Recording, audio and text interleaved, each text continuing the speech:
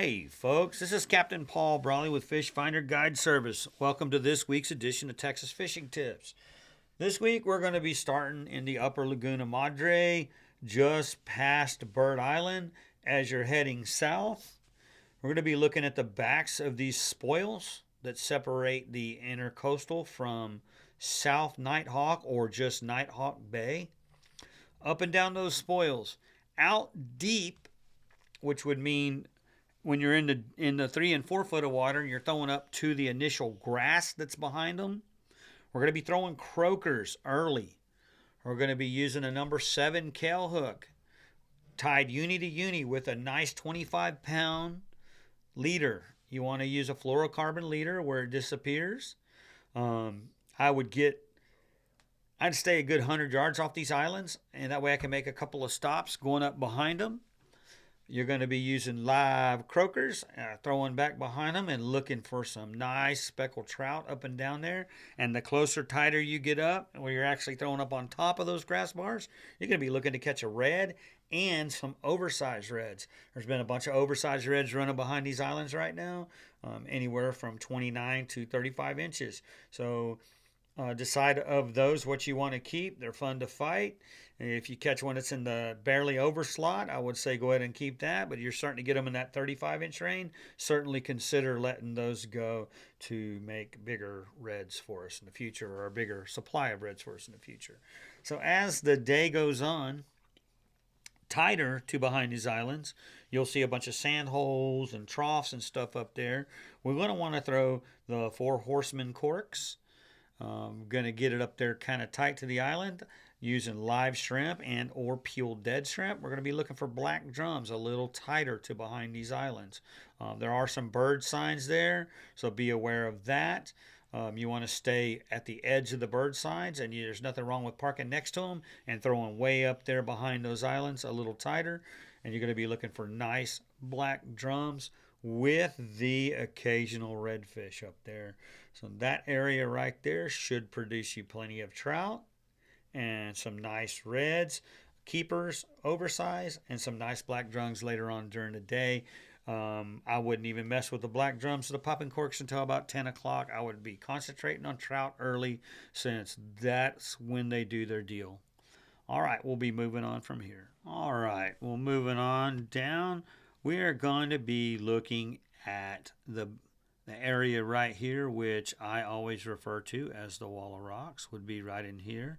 You can jump that bar around in here, down a little bit towards this gap. Right here, there's some rocks. So let's jump that bar about 3/4 down this island right in here. Once you jump the bar, let's use our trolling motor. Let's get over here to the wall of rocks, and you're going to stay a little bit off of it. I suggest staying 100 yards off the wall of rocks. Throwing croakers up there on number 7 Kell hooks. You want to free line those with a fluorocarbon leader. Tie the uni to uni. No swivels, no weights, no anything. We're just going to put the croakers on there and free line them up there behind the wall of rocks. That'll give you an opportunity to, once you catch 4 or 5 fish, to pick up your power poles, move forward about 50 yards, power pole back down, and get some more cast up towards behind the wall of rocks. If you only are catching a couple and then you move up and catch a couple, then you'll have to come back down, troll down, and kind of go back in and try it again. But up and down that whole wall of rocks has been producing some pretty nice speckled trout right now. So I would definitely look for that to be my trout action early towards the mouth of Baffin. With the heavy southeast wind, you might want to come over here and come up behind these spoils, all these little spoils here, and throw yourself out some cut skipjack, sardines, perch, whatever you can use for cut bait, and you'll be trying to catch some redfish through there. Out here a little further off of this drop, you might try in the afternoons throwing some 4 horsemen corks and with some live shrimp, and you're going to be looking for redfish that have came off this flat because it got hot. and they're going to be right on the drop of that flat, and or some black drums through there. I love throwing corks through there. They seem to work the best, especially in the afternoon. Be looking to pick up some redfish and some black drum in there. Maybe over here, if you guys have some waders in this back sand right here while the tide is high, even early, set yourself out some waders. Have them throw some of the down south lures, and with the paddle tails, you could throw Bass Assassins, you could throw Berkeley power baits. Get out there. I like using a 1/4 ounce lead head so I could chunk it a long ways and just kind of burning, pop, pop all through these flats in the back.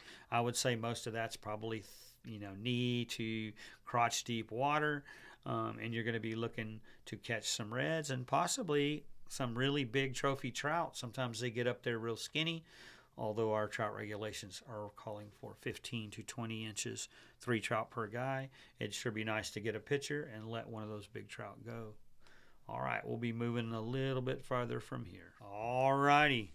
The next thing we're going to be looking at is from about the gap here close to the gutters all the way back down to the very end. Behind all of these spoil islands, and I mean all of them, there have been some fantastic trout. I like using the Four Horsemen cork, like about a 16 to 18 inch drop, live shrimp on a 1/32 ounce lead head, and or you could use a treble hook or a number 3 kell hook. There's some fantastic trout all up and down behind all of these spoils. I am throwing right up to those spoils, power pulling down and throwing like right up behind them, as close as I can to those spoils without catching the rocks or catching the land, and just rattling those corks. There has been some sheepheads, there have been black drums, there have been redfish on this north end down here, but full of trout. And then everything else all the way back to the gutter coming out to the land cut, full of trout. And I mean some nice ones, and I mean fast limits. That whole area has been on fire using the Four Horsemen corks, 18-inch leader with live shrimp. I don't care how you hook it. I like using the 1/32 lead head. You might like a treble hook. You might like a number 3 kell hook. It doesn't really matter. You get that cork over there next to those spoils and start popping it, and you are going to catch some fish. Across this way, a few drums and reds are starting to show up on Rocky Slough. As always, be super careful in this area as the rocks do extend quite a ways off the shoreline. I am just taking a trolling motor, especially on the calmer days, which we're not having many of, but now and then we're getting one. Coming down those very slowly, throwing popping corks and or getting up on my burn tower, and I am looking for the wads of drums floating on top, and I'm just throwing shrimp right into them on a real light jig head. That area has been working out. Those fish are really just starting to show up there. I would imagine that is going to get really hot throughout the summer and be something that's workable. We're going to talk about one last thing here. We're going to talk about coming way over here to the south shoreline. Right in here in this area have been a bunch of speckled trout. That has all been free line and croakers on the outside of the rocks.